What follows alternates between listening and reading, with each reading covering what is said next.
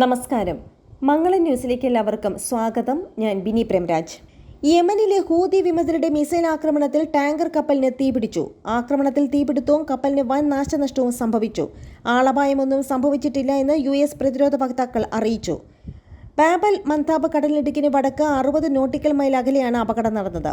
American യുദ്ധക്കപ്പലായ കാർണിയാണ് missile ആക്രമണത്തിൽ നിന്നും tanker കപ്പലുകളിലെ ജീവനക്കാരെ സംരക്ഷിച്ചത്. ഇസ്രായേൽ ഹമാസ് യുദ്ധത്തെ തുടർന്ന് ഹൂതി വിമതർ മിസൈൽ ആക്രമണം വർദ്ധിപ്പിച്ചിരിക്കുകയാണ്. യമനിലെ ഹൂതി വിമതർ അന്താരാഷ്ട്ര കപ്പൽ ഗതാഗതത്തിനെതിരെ മിസൈൽ ആക്രമണം ആരംഭിച്ചിരിക്കുന്നു. ഈ മാസം 4-ന് ചെങ്കടലിൽ 3 വാണിജ്യ കപ്പലുകൾക്ക് നേരെ ഹൂതി വിമതർ മിസൈൽ ആക്രമണം നടത്തിയിരുന്നു. മണിക്കൂറുകളോളം നീണ്ട ആക്രമണത്തെ പ്രതിരോധിക്കുന്നതിന്റെ ഭാഗമായി അമേരിക്കൻ യുദ്ധക്കപ്പൽ പ്രത്യാക്രമണങ്ങളും നടത്തി.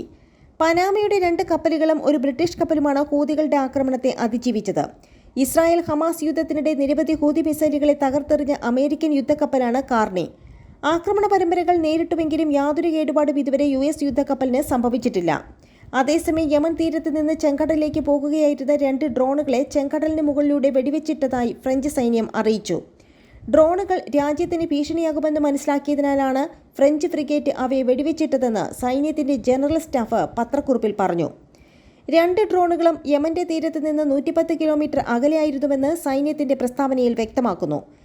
ഗസയിലേക്ക് മരുന്നും ഭക്ഷണവും അടക്കമുള്ള മാനുഷിക സഹായങ്ങൾ അനുവദിച്ചില്ല എങ്കിൽ ഇസ്രായേലുമായി ബന്ധമുള്ള വാണിജ്യ കപ്പലുകളെ സമുദ്രപാതയിലൂടെ കടത്തിവിടുന്നത് തടയുമെന്ന് ഹൂത്തി വിമതർ പറഞ്ഞു.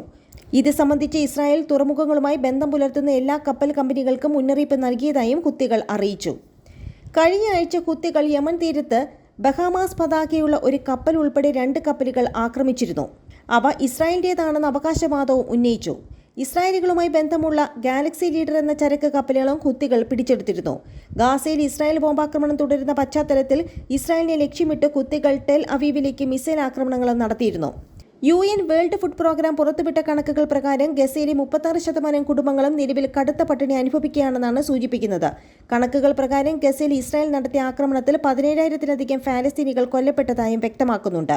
അതേസമയം ചരക്ക് വിൽപ്പനയിലൂടെ യമനിലെ ഹൂത്തി വിമത ഗ്രൂപ്പിന് ധനസഹായം നൽകിയെന്നാരോപിച്ച് ഇറാൻ പിന്തുണയുള്ള നെറ്റ്വർക്കിനെതിരെ ഉപരോധം പ്രഖ്യാപിച്ചു അമേരിക്ക. രഹസ്യ പ്രവർത്തനങ്ങൾ നടത്തുന്ന ഇറാന്റെ സായുധ സേനയുടെ ഭാഗമായ ഇസ്ലാമിക് റവല്യൂഷണറി ഗാർഡ് കോർപ്സിന്റെ പിന്തുണയോടുകൂടിയാണ് ഈ നെറ്റ്വർക്ക് ശൃംഖല പ്രവർത്തിക്കുന്നതെന്നാണ് അമേരിക്ക പറയുന്നത്. ഇറാൻ, ഹൂത്തി എന്നിവർക്ക് സാമ്പത്തിക സഹായം നൽകുന്നതായി ബന്ധപ്പെട്ട് അനുമതി നൽകിയതിൽ ഇറാൻ പിന്തുണയ്ക്കുന്ന സൗദ് അൽ ജമാൽ എന്നയാൾ മുമ്പും ആരോപണ വിധേയമായിട്ടുണ്ടെന്ന് US ട്രഷറി പറഞ്ഞു. ഹൂത്തികൾക്ക് ഫണ്ട് നൽകുന്നതിന് സൗദ് അൽ ജമാൽ എക്സ്ചേഞ്ച് സ്ഥാപനങ്ങളുടെ ശൃംഖല ഉപയോഗിക്കുന്നുവെന്നും അമേരിക്ക ചൂണ്ടിക്കാട്ടി. ഇതുകൂടാതെ ലെബനിലെയും ദുബായിലെയും പണമിടപാടുകാരെയും പട്ടികപ്പെടുത്തിയിട്ടുണ്ടെന്ന് അമേരിക്ക പറഞ്ഞു. ഇത്തരത്തിലുള്ള അസ്ഥിരമായ പ്രവർത്തനങ്ങൾക്ക് സാമ്പത്തിക സഹായം നൽകുന്ന ശൃംഖലകളെ നിയന്ത്രിക്കുമെന്നും തടസ്സപ്പെടുത്തുമെന്നും US ട്രഷറി വ്യക്തമാക്കി. ഹൂത്തികൾക്ക് ദശലക്ഷക്കണക്കിന് ഡോളർ സാമ്പത്തിക സഹായം നൽകുന്നതിൽ ഏർപ്പെട്ടിരിക്കുന്ന 13 വ്യക്തികളെയും സ്ഥാപനങ്ങളെയും ഉപരോധിക്കാനാണ് US ട്രഷറിയുടെ നിലവിലെ ധാരണ. ഇറാനിൽ നിന്ന് ഹൂത്തികൾക്ക് ധനസഹായവും പിന്തുണയും ലഭിക്കുന്നു എന്നതിൽ അതിശയമില്ലെന്ന് US ട്രഷറി തീവ്രവാദ സാമ്പത്തിക intelligence under secretary Brian Nelson പറഞ്ഞു. എന്നാൽ പ്രകോപനമില്ലാതെ സിവിലിയന്മാർക്കും അടിസ്ഥാന സൗകര്യങ്ങൾക്കും വാണിജ്യ ഷിപ്പിങ്ങിന് നേരെയുള്ള ഹൂത്തികളുടെ ആക്രമണങ്ങൾ സമുദ്ര സുരക്ഷയെ തടസ്സപ്പെടുത്തുകയും അന്താരാഷ്ട്ര വാണിജ്യ വ്യാപാരത്തിന് ഭീഷണി സൃഷ്ടിക്കുന്നുവെന്നും അദ്ദേഹം കൂട്ടിച്ചേർത്തു. ഇസ്രായേൽ ഫലസ്തീൻ സംഘർഷത്തിനിടയിൽ യമനിൽ സ്വാധീനം വിപുലീകരിച്ച ഹൂത്തികൾ വാണിജ്യ കപ്പലുകളിൽ തുടർച്ചയായ റെയ്ഡുകൾ നടത്തുകയും ഇസ്രായേലിനെതിരെ മിസൈൽ ഡ്രോൺ ആക്രമണം നടത്തിയെന്ന ആരോപണത്തിന്റെ അടിസ്ഥാനത്തിലാണ് അമേരിക്കയുടെ ഈ തീരുമാനം. അതേസമയം ഫലസ്തീൻ സായുധ ഗ്രൂപ്പായ ഹമാസിനെതിരെ ഗാസയിൽ ഇസ്രായേൽ നടത്തുന്ന ആക്രമണത്തിനുള്ള മറുപടിയായാണ് ഈ ആക്രമണങ്ങളെന്ന് ഹൂത്തികൾ പറഞ്ഞു. നന്ദി, നമസ്കാരം.